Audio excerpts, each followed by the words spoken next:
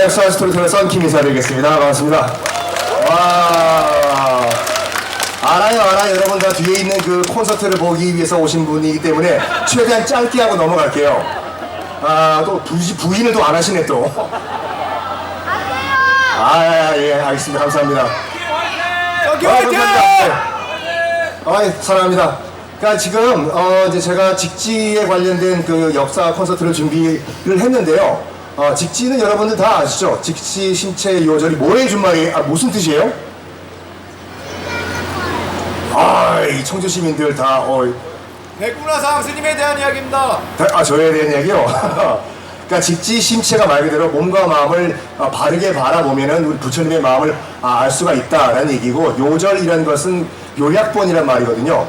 그래가지고 그러니까 부처님과 우리 또 이 고승들의 이 가르친 말씀을 다 요약을 한 요약본이란 말인데, 이게요 만들어진 게 1377년이에요. 바로 옆에 있는 흥덕사에서요.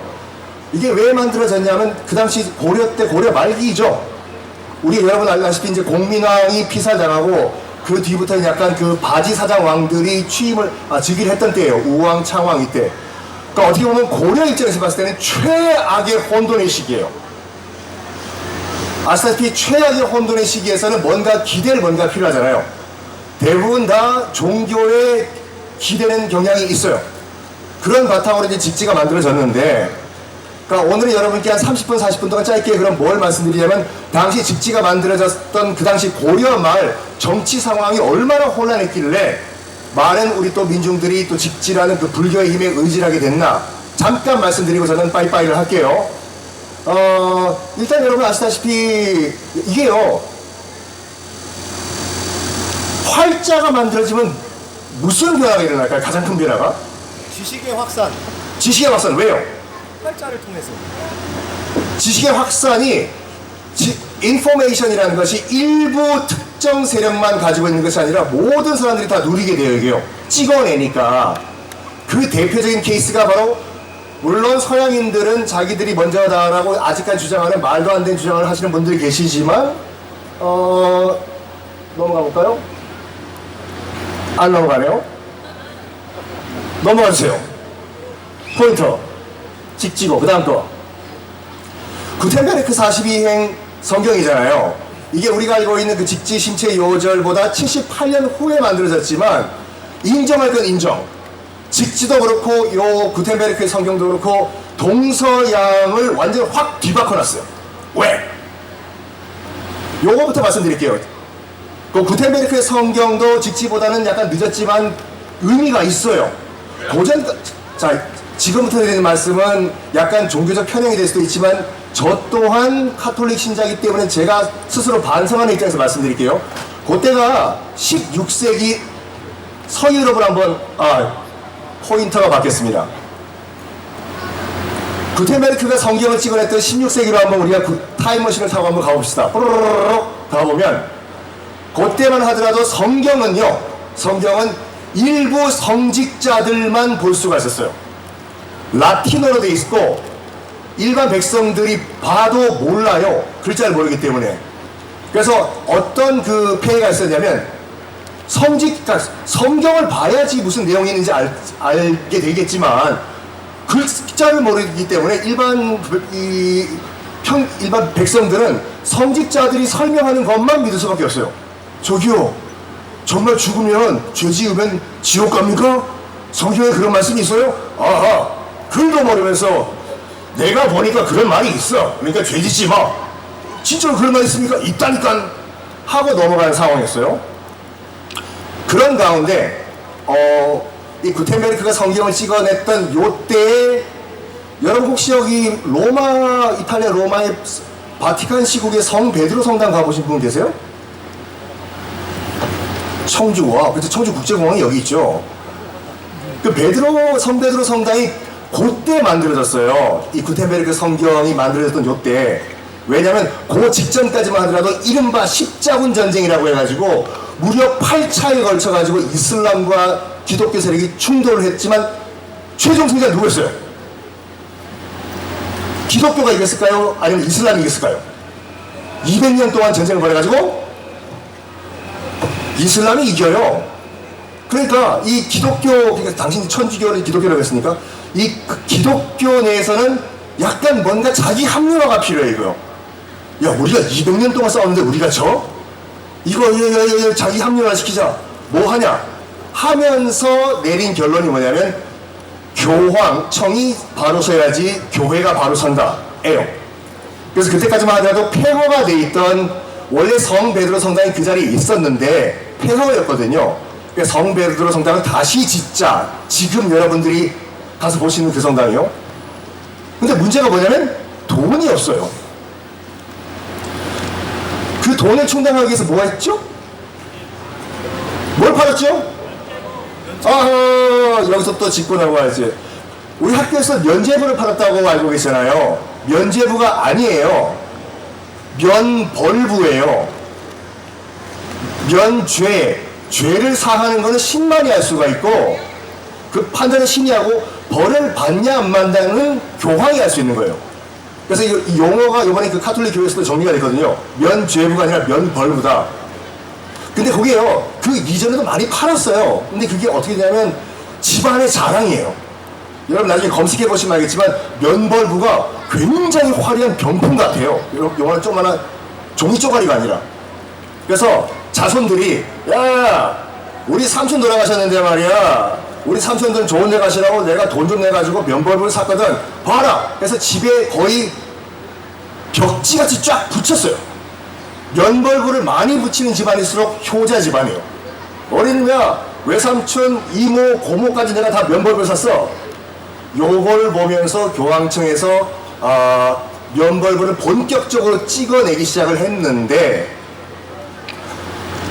이거를 보다 못한 한 독일의 성직자가 교황청 스타, 아니 아무리 돈이 급해서라도 그렇지 어떻게 그렇게 사기 아닌 사기를 치냐.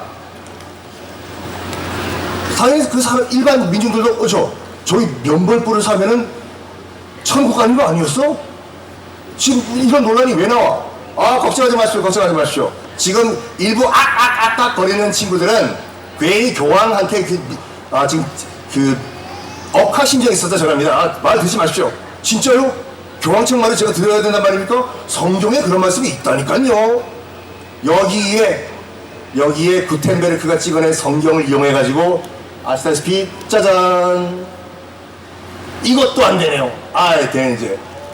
마틴 루터와 칼뱅이라는 사람들이, 이 두 사람이 이 구텐베르크가 찍어낸 성경을 이용해가지고 보십시오. 지금 교황청에서 하는 말이 다 거짓입니다. 성경을 보시라니까. 성경 말씀에 그런 말씀 한 줄에도 있냐고 라고 하면서 교황청의 주장을 반박을 하면서 종교개혁이 일어납니다. 그러면서 유럽 역사가 한번 뒤집어 엎어지죠. 그러면 다시 돌아와가지고 우리 직지는 그러면 어떤 역사적 의미가 있을까요 여러분들? 서양에서는 구텐베르크가 금속 활자로 성경을 찍어내가지고 역사를 바꿨다고 하면 우리나라는 고려 말기에 찍어낸 직지 가지고 어떤 역사 변화가 있었을까요? 왜 옆에 사람가요 여러분들? 아이고 여러분들이 지금 그 보는 드라마 태종 이방원 등등 방어의 정 강나 새끼 이런 드라마 있잖아요. 이거요. 이순신 장군 나의 죽음을 아직 알리지 마라. 이것들 싹 다 조선왕조 실록과 그러니까 당신의 대통령 비서실이라고 하는 승정원 일기들 있잖아요. 지금 나와 있는 기록 유산들 싹 다 금속 활자, 목판 활자로 찍어냈어요. 그래서 고려시대 때 이 청주에서 만들어낸 이런 활자 문화가 없었으면 조선왕조 실록과 승정원 일기와 고려 실록 있죠. 고려사 또 조선에서 만들었어요. 세종대왕 때. 우리가 알고 있는 얼마 전에 했었던 고려 거란전쟁 드라마 있잖아요. 그거와 조선의 배경으로 한 모든 드라마 없어요. 기록 문화의 정점을 찍은 것이 바로 이 청주에서 시작됐다 이거인데, 자 이제 그러면 청주를 한번 넘어가 봅시다. 고려 말 정치 상황이 어떠냐? 일단 여러분들 요 사람부터 알고 넘어가야 돼요. 태종 이성계 있죠? 유동근 씨가 주로 연기하는 이성계예요. 이성계 씨가 쓰는 사투리가 어디 지방 사투리예요? 함경도 좀 하나 살기 방어 이상 이들 뭐 여러 가지 할 거야. 얘를 하삼 이거잖아요. 그거 안 이상하다고 생각하셨어요? 전주이시잖아요.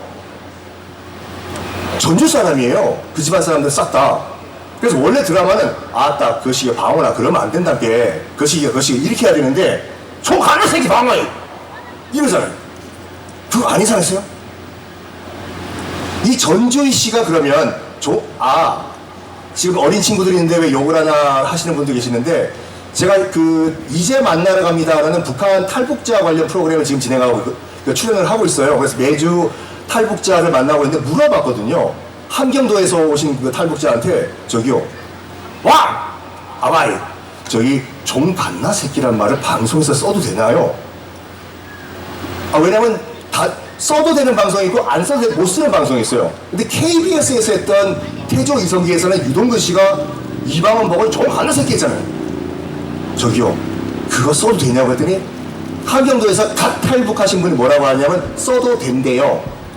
거기 종 갓나 새끼 할 때 그 새끼가 우리가 말하는 그 욕 새끼가 아니래요. 그냥 베이비 아기래요. 그래서 욕까지는 아니기 때문에 방송에 써도 된다라고 말씀하시더라고요. 하여간 왜 이 전주희 씨들이 그 함경도 사투리를 쓰게 됐냐면 다시 타임머신을 타고 1250년 고려 중기로 가봅시다. 딴 전주에요. 이 안사라는 한 양반댁 플레이보이가 있었어요. 전주희 씨예요. 당시 전주에 있던 관기와 사랑에 빠졌어요. 자, 지금 성인지 감성으로 보시면 안 돼요. 조선과 고려 때는 관기, 관청 소속 기생들 있죠. 나라 재산이에요. 사랑에 빠지면 안 돼. 근데 이한사가 전주에 있는 관기, 관청 소속 기생과 사랑에 빠졌어요. 근데 문제는 뭐냐면 그때 전주에 있던 사또도 이 관기를 사랑을 하게 된 거예요. 삼각관계. 그러다 보니 그 전주에 있던 사또가 열받은 거죠. 야, 저 이한사라네. 쟤 뭔데 지금 나라의 재산을 저렇게 지 맘대로 하냐? 라고 하면서 군대까지 동원해가지고 이한사를 죽이려고 해요. 그래서 이한사가 사랑 때문에 도피합니다. 총 170가구가 전주를 떴대. 야반 도주를 했대요. 계산해봐요. 한 가구당 4명이라고 하면 170가구는 몇 명? 여러분 계산해보십시오. 최소한 거의 1000명에서 2000명 가까이 돼요. 그래서 굉장히 카리스마가 있었다는 걸 우리가 알 수가 있는데 전주에서 2000명을 끌고 20대의 이한사가 어디로 가냐면 저 사또가 없는 곳으로만 가자. 그래서 걸어 지금의 강원도 삼척으로 가요. 그때만 하더라도 변방이었거든요. 삼척에 정착을 해가지고 잘 살고 있는데 그 삼척에 새로운 사또가 부임을 해와요. 땅땅따랑땅땅땅땅땅땅땅땅 마침 그 사또가 전주에서 자기가 싸웠던 그 사또가 일로 부임해 오는 거예요. 이한사는 멘붕이 오는 거죠. 야, 어떻게 일이 꼬이니까 운명이 윗다리가 되냐 하면서 야, 아예 그냥 북쪽으로 국경지대로 올라가자. 고려 관군이 못 오는 곳으로. 올래 안 올래? 너희 자기랑 전주에서 같이 출발했던 사람들 올 거야 안 올 거야? 아따 뭐 주인 나으리가 간다고 하니까 저도 뭐 가정이 하면서 따라간 곳이 어디냐면은 일단 설명드릴게요. 지금의 함경도인데 그때가 함경도가 고려와 원나라의 국경지대예요. 그 이한사와 2000명의 전주인들이 국경을 넘어서 원나라 땅까지 들어갔어요. 그래서 거기서 정착을 해요. 그러면서 100년이 지나요. 여러분 혹시 용비어천가라고 들어보셨어요? 용비어천가가 그 세종대왕이 자기의 그 선조들을 칭송하는 그런 그 시조잖아요. 그 맨 앞에 나오는 육룡이 나르샤 6마리의 용이 날라가지고 지금 조선이 건국됐다고 하는 육룡이 나르샤의 맨 첫 번째 용이 이한사예요. 이한사부터 쭉 이제 용들이 내려와가지고 100년이 지나요. 그래서 6번째 용이 바로 이성계의 아버지 이자춘인데, 저는 이제 그 가끔씩 이런 말씀하는데 뭐 같은 역사를 방송하시는 분한테 물어보거든요. 과연 그 이성계가 진짜로 함경도 사투리를 썼을까?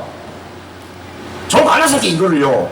왜냐면 원나라 땅에 들어가가지고 함경도지만 원나라 관리로 100년을 산 거예요. 이성계 집안이. 그래가지고 이런 주장도 있거든요. 아예 우리말을 못했다, 이성계가. 아예 원나라 몽골어를 썼다라는 주장도 있어요. 근데 알 수가 없거든요. 우리가 타임머신 타고 안 가는 이상. 근데 자, 이제 이성계가 아직까지 머리 원나라식 변발을 하고 원나라 관리로 살고 있을 때요. 여러분, 이성계는 태어난 것도 원나라에서 태어났고 자기 아버지도 원나라 관리고 이성계도 원나라 사람이었어요. 20대까지는요. 근데 그때 상황이 어떤 상황이냐면 이런 상황이요. 몽골족이 세운 원나라가 거의 전 지구를 다 지배하고 중국 대륙도 지배를 했던 상황인데, 자, 퀴즈. 징기스칸이 시작해서 나중에 국호를 원나라로 바꾼 몽골 제국이 몇 년 갔을까요? 좀 더 낮춰요. 200년 아니에요. 150년. 50년은 너무 짧다. 100년 누구예요? 선물은 주시층에서 알아서 주신대요. 딱 100년 가요. 몽골 제국이 원나라가 100년. 이 지구를 거의 지배를 했던 원나라가 딱 100년밖에 안 가거든요. 그 이유가 뭐냐면, 당시 이제 그 몽골 제국이 원나라를 건국했을 때만 하더라도 인구가 대륙 인구는 1억 5천이었어요. 근데 몽골족은 150만. 여기서 여러분은 판단하셔야 돼요. 150만 가지고 1억을 통치하기 위해서는 두 가지 방법이 있어. 하나는 공포 통치라든지 때려 밟아버리는 거. 또 하나는 끌어안는 거예요. 걱정하지 마십시오. 우리 몽골인들 다 잘해드릴게요.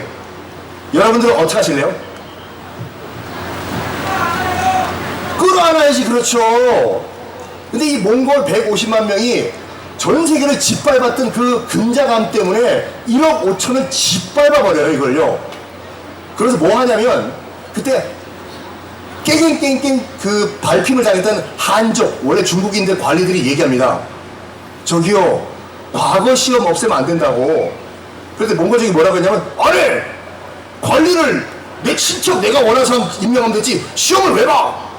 해서 원나라의 과거 시험을 없애버려요, 몽골족이요. 두 번째, 세금을 없애요. 실제로 있는 기록인데 뭐냐면, 한족 관리들이 뭐라고 하냐면, 나라를 관리하시려면 세금을 거두셔야 된다고 라고 얘기를 해요. 근데 그 원나라 몽골 이 지배층이 뭐라고 하냐면, 돈이야 우리가 뺏으면 되지 세금을 왜 걷어? 가대요. 그리고 철저하게 민족 차별을 해요.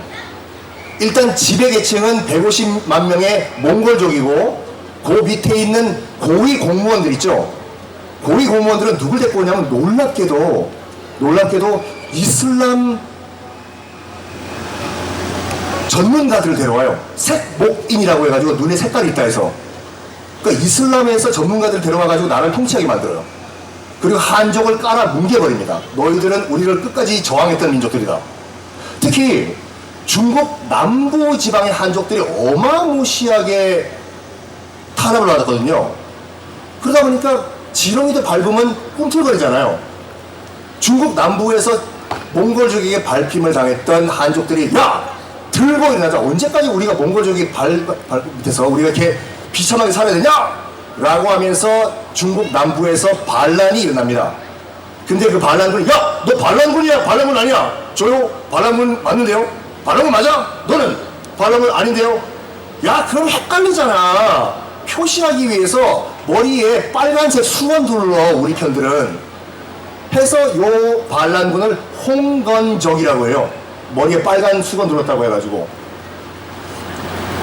처음에는 홍건적이 이제 중국 남부에서 이제 반란이 일어났지만, 원나라군도 썩어도 준치라고 하더라도 썩어도 준치라고 하는 것 같이 처음에는 홍건적 그냥 박살내버립니다. 너희들이 어디 우리 몽골 징기스칸의 후예들이야 하면서 이 홍건적이 밀리고 해가지고 어디까지 가냐면 북쪽으로 도망가다가 압록강을 넘어서 홍건적이 고려 땅까지 들어와 버려요. 그래서 이 홍건적이, 야, 여기 어디냐? 여기 고려입니다. 여기 온 김에 야, 고려를 우리가 접수해버리자. 괜찮은 생각이네요. 그래서 홍건적이 내려와가지고 고려 수도인 개경까지 함락을 시켜버려요. 이 패잔병들이요.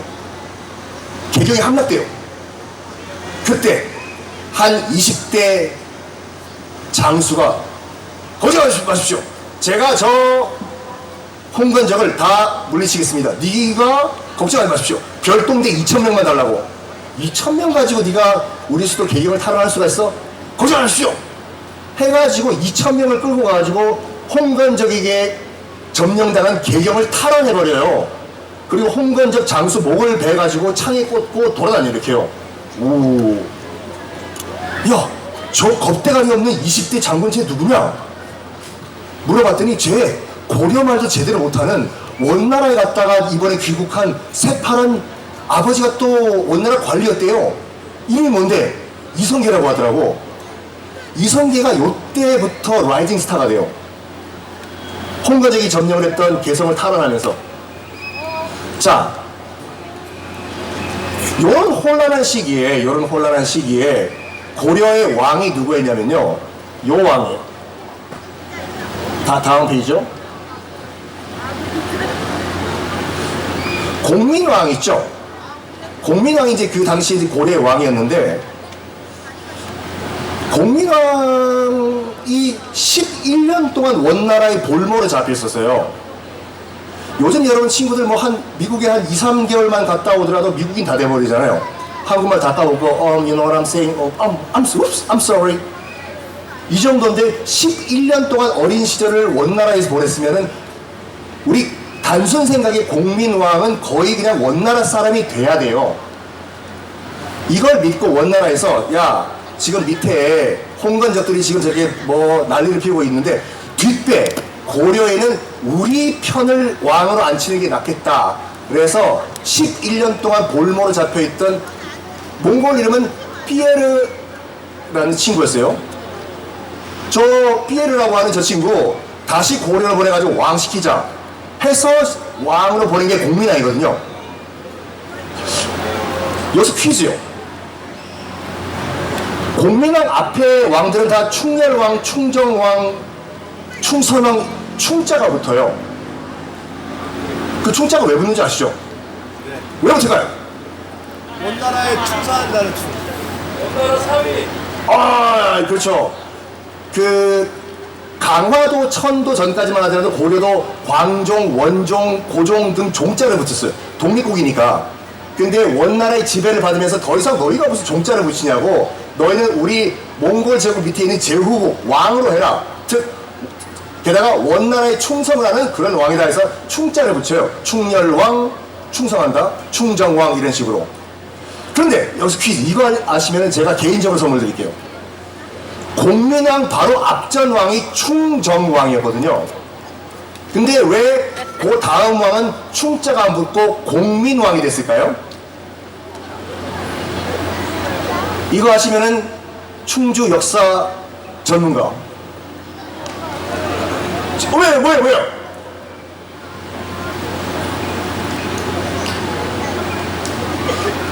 뭐라고 말을 하는 것 같은데 정답인 것 같아. 이게요, 그 충렬왕, 충정왕 이런 거는요 시호라고 해요. 묘호는 뭐냐면 한 나라의 제왕이 죽었을 경우에 종 붙이는 걸 묘호예요. 세종, 고종, 영조, 정조 묘호예요. 시호는 뭐냐면 왕이 아니라 왕이 신하한테 주는, 죽은 다음에 주는 그 타이틀이거든요. 충렬왕, 충정왕 이거는 살아있을 땐 자기가 충정왕으로 불릴지 몰랐어요.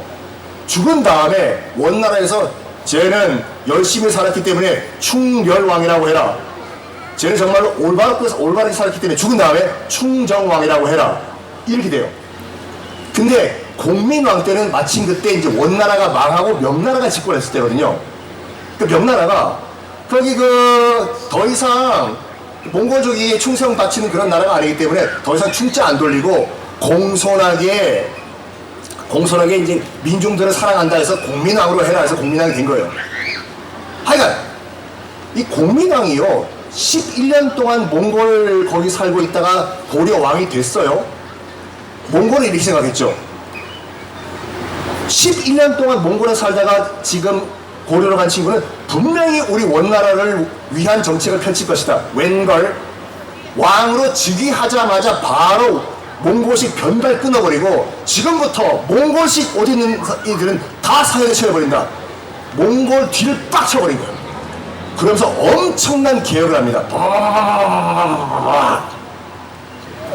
근데 이 공민왕 개혁 결론부터 말씀드리면 실패로 돌아가요. 왜냐하면 이때가 마침 그 아까 말씀드렸던 홍건적이 밀려 들어와가지고 개경이 함락되었던 때거든요. 그래서 공민왕은 지금의 공주 부여까지 도망을 가요. 다시 돌아온 다음에 조금 숨 좀 돌리려고 하니까 공민왕이 이번에는 왜구가 쳐들어 들어와요. 그 젊은 이 공민왕이 개혁을 하려고 하더라도 했는데 주변 여건이 받쳐주지가 않아요. 근데 결정적으로 진짜 개혁을 실패한 일이 하나가 발생합니다. 공민왕이요, 옆에 있는 웬만하면 왕의 초상화 어진 옆에 부인 안 그리거든요. 저 옆에 있는 공민왕, 옆에 있는 부인 노국공주라고 해가지고 원나라 몽골 사람이에요. 정말 사랑했어요. 어느 정도냐면 봐봐요. 공민왕이 고려 개혁을 하려고 하니까 이른바 친원파 있잖아요. 기득권 세력이 가만히 있겠나요? 매일 밤 공민왕을 살해하려고 암살 자객을 보내요. 니가 뭐 우리 기득권 층을 니가 뭐? 그때 부인 몽골 사람 노국공주가 딱 막습니다. 짠! 무슨 말 하냐면 너 공민왕 죽이려면 나부터 죽이고 넘어가라고. 너 나 누군지 알지? 몽골 제국 원나라의 공주야. 나 죽이면 너희 다 죽어. 여러분이 자객이면 죽이고 공민왕 죽일까요? 아니면 죄송합니다 하고 빠질까요? 죄송합니다. 빠지죠. 그러니까 공민왕 입장에서 봤을 때 너무 이뻐 죽겠는 거예요. 자기가 죽으려고 할 때마다 야 나는 역시 또 성대모사하고 청주에 또 빠지니까 나는 원나라의 공주다. 공민왕을 죽이려면 나 죽여라. 이런 노국공주였는데 공민왕의 아이를 낳다가 죽어버려요. 그 노국공주가. 이때부터 공민왕은 정신줄을 놔버려요. 기록에 따르면은 거의 6개월 동안 매일 밤 노국공주의 영장 앞에서 울면서 개혁이고 나발이고 다 필요 없고 노국공주 하면서 핀트가 나와버리는데 뭐 하냐면 이거는 팩트니까 말씀드릴게요. 팩트니까요. 슬슬 남자한테 관심을 갖게 돼요. 여러분 혹시 영화 쌍화점이라고 보셨어요? 그 영화 쌍화점이 그걸 그린 영화거든요. 자제위라고 해서 부잣집 아들들 가운데서 고관 대작 아들들 가운데서 저처럼 예쁘고 약간 어머니 왜 웃으세요? 상처받았어 진짜. 예쁘다고 감사합니다. 이런 미소년들을 뽑아가지고 약간 파티 그룹을 만들어요. 자제위를. 그래서 개혁이고 나발이고 계속 이 자제위 미소년들과 매일 밤 파티를 합니다. 그리고 여자의 관심을 끊어버려요. 근데 어떤 일이 발생하면 배를 이어야 될 거 아니에요. 그래가지고 자기들 공민왕의 후궁들한테 술을 먹인다. 자제위 미소년들한테 술을 먹인 다음에 자기 후궁들과 동침을 하게 만들어요. 미친 삐이죠. 그래서 공민왕에 대한 평가는 반반으로 극명하게 나뉘어요. 그런 가운데 익비라는 후궁이 있었거든요. 임신합니다. 덜컥. 그 자제위 가운데 미소년 중에 홍륜이라는 미소년이 있었거든요. 그 내시가 환관에 와가지고 얘기를 해요. 전하, 왜? 저기 지금 익비 마마께서 지금 태기가 있습니다. 그래? 애비가 누구냐고 하더라. 그때 그 공민왕이 굉장히 만취 상태였다는 그 기록이 있어요. 애비가 누구냐고 하더라. 홍륜이라고 합니다. 홍륜? 내일 그럼 내가 홍륜이를 죽여버리면은 우리 그 와이프의 아빠가 누군지 세상은 아무도 모르겠구만. 내일 죽여야지 홍륜이를. 가만 있어봐. 너 내시 너도 안 해? 너도 죽어야 되겠다. 가 된 거예요. 최만생이라는 내시였는데 봐봐. 공민왕은 농담을 했을 수도 있어요. 술 취한 김에 만생아 너도 안 해. 진짜 아빠가 누군지 너도 죽어야 되겠네. 여러분 같으면은 그거를 술 취한 공민왕이 했던 말인데, 에휴, 내일 되면 또 까먹으시겠지. 할까요? 아니면 죽기 전에 뭐라도 한번 해보자. 할까요? 뭐라도 해보자. 그래가지고 최만생이가 홍윤이란 애의 집을 찾아가요. 그래서 둥둥둥둥둥둥, 이봐 홍윤아, 홍윤아. 아유, 최만생은 웬일이십니까? 야, 왕이 내일 아침에 너 죽인대. 에? 나도 죽인대. 에? 야, 죽기 전에 우리가 먼저 왕을 죽이는 게 어떻겠냐? 그럴까요? 그러면서 그날 저녁에 얼떨결에 자제위 애들이 칼을 뽑고 가가지고 공민왕, 잠자고 있는 공민왕을 시해를 하는데, 이게요 정확하게 고려사에 뭐라고 나와 있냐면, 칼로 내리친 공민왕의 두개골이 반으로 갈라지면서 공민왕의 뇌수가 벽에 쫙 뿌려졌다 라고 할 정도로 고려사에 나와 있어요. 근데 그 최만생이요, 옷을 좀 빨고 이제 그 다음날 아침에 수사를 받아야 되는데, 다음날 아침에 수사본부가 이제 차려졌어요. 어젯밤에 왕의 처소에 간 놈들 다 나와. 너 어제 뭐 했어? 어저께 7시에 퇴근했습니다. 너 뭐 했어? 저는 배가 아파서 아예 가지 못했습니다. 최만생이 너 뭐 했어? 갔는데요, 저는 왕을 보지도 못했습니다. 했는데 얘가 옷을 안 갈아입고 간 거예요. 옷깃에 피가 묻어있었어요. 수사본부장이 가다가 만생이, 네 옷깃에서 피가 뭐지? 이 피가. 여러분 같은 경우는 그때 뭐라고 대답해야 돼요? 케찹! 그렇지. 이거 케찹이에요. 그렇지, 그 케찹입니다. 프라이드 치킨 먹다가 감튀 먹다가 흘렸어요. 하면 넘어가면 될 건데, 이 최만생이란 내시가 너무 긴장을 해가지고 버벅버벅 얘기 못한 거예요. 이 피가 뭐야, 다 끌고 가라 해가지고 엄청난 국문 끝에 홍윤이랑 자제위랑 그 다음에 최만생 전부 다 삼족이 멸하게 돼요. 이게요, 그때부터 솔직히 고려는 망했다고 보시면 됩니다. 자, 이제 시간을 돌려가지고 거의 저한테 할당된 시간이 끝난 것 같은데, 요거 하나만 말씀드릴게요.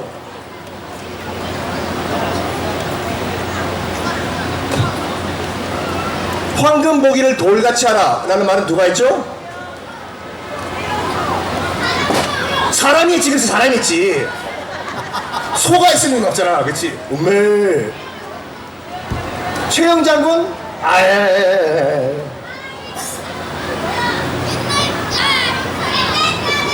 누구? 옛날 사람? 정답! 황금 보기를 돌같이 하라는 최영 장군이 하신 말씀이 아니라,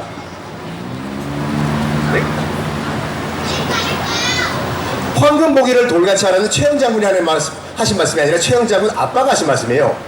그래서 최영 장군은 자기 그 가훈이기 때문에 그걸 따라하는 거예요. 하여간 최영 장군, 고려의 마지막 두 라이벌은 최영과 이성계인데, 간단하게 말해서 최영은 사수, 이성계는 부사수였어요.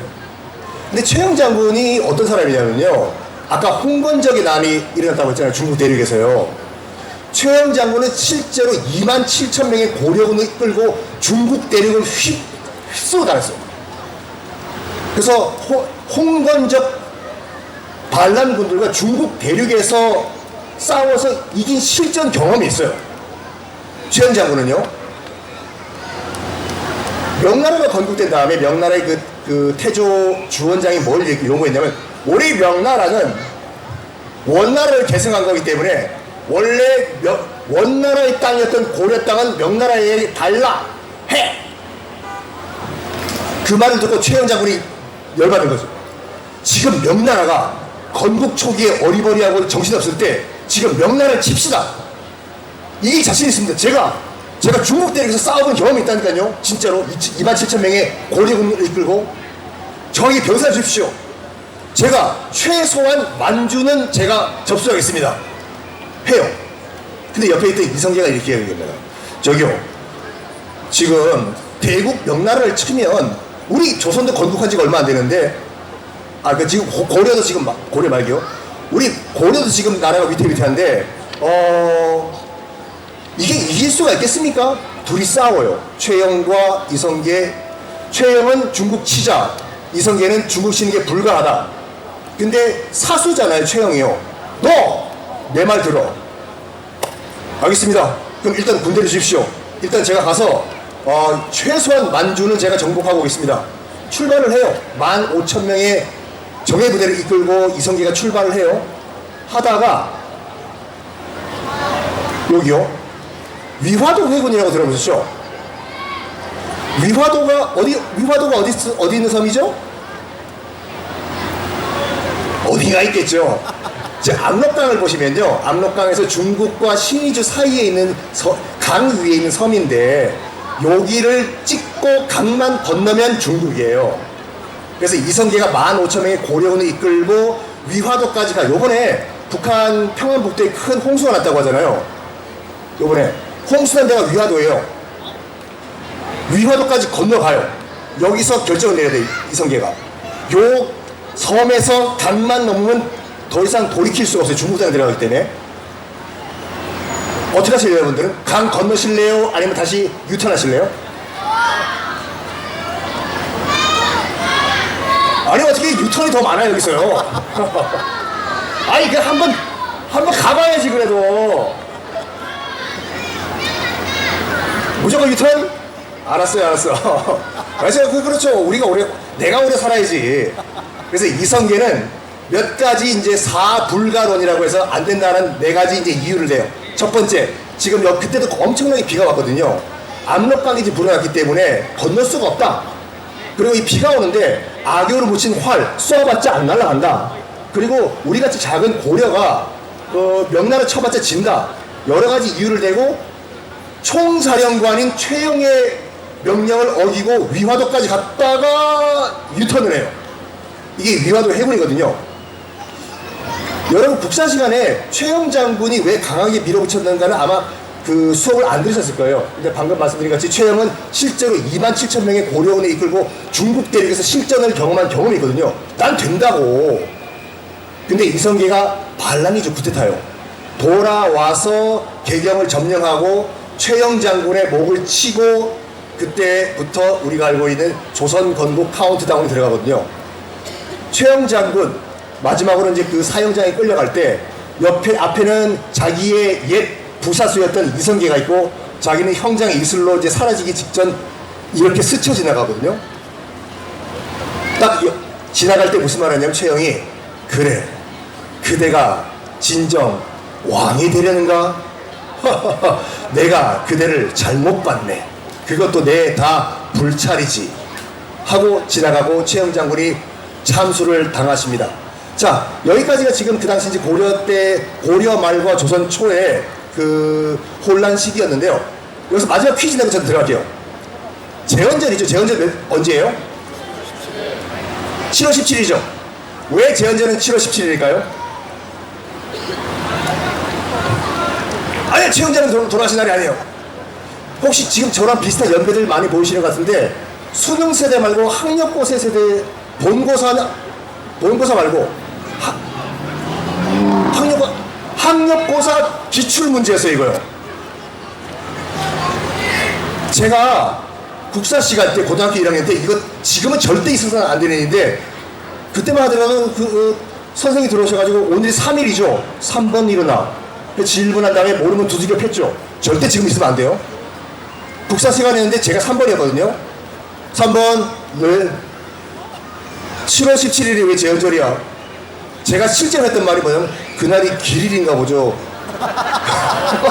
너희 푹 했는데 지금 거의 40년 전 일인데도 불구하고 아직까지 기억이 나거든요. 맞으면서 들었기 때문에 얌마 이거 학력고사 기출문제야 퍽 패면서 그 선생님이 하신 말씀이 뭐냐면 야 이성계가 고려를 무너뜨리고 조선을 건국한 날이 1392년 7월 17일이야 그걸 기념해서 제헌절이 7월 17일이야 나보고 어떡하라고요 하면서 맞았던 기억이 납니다. 자 이제 저 시간이 다 된 것 같은데 요것만 꼭 기억하십시오 여러분들. 지금 우리 인류가 누리는 이 정보사회 있죠. 그러니까 권력은요 정보를 누가 갖고 있냐에 따라서 그 권력이 어느 쪽으로 가냐가 결정이 돼요. 지금의 여러분들 인터넷 시대이기 때문에 클릭 하나면 지구 반대편에 있는 모든 정보를 다 얻지 않습니까?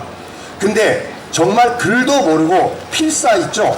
정말 손으로 한 땀 한 땀 한 땀 썼을 경우에는 책 한 권이요, 일반 평민들은 근접할 수도 없는 그런 귀한 물건이었어요.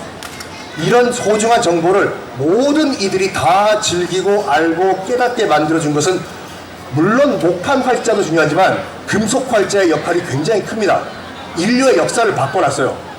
그래가지고 지금까지 영미권과 서구권에서는 구텐베르크의 42행 성경책 있죠. 이거가 인류사를 바꿔놨다라고 주장을 했거든요. 웬걸 서양인들이 주장했던 그 공식 그대로 적용을 해보면 바로 이 청주 바로 옆에 흥덕사에서 1377년에 인류 최초로 찍어낸 금속 화재로 찍어낸 직지심체 요절이 있었기 때문에 우리 지금 인류는 지금 정보사회에 그런 혜택을 누리고 있다고 봅니다. 그래서 이 점에서 여러분 청주 시민들은 정말 자긍심을 가져야 됩니다. 지금까지 성키였습니다. 감사합니다. 감사합니다. 역사에 대한 재미난 이야기로 함께 해주신 성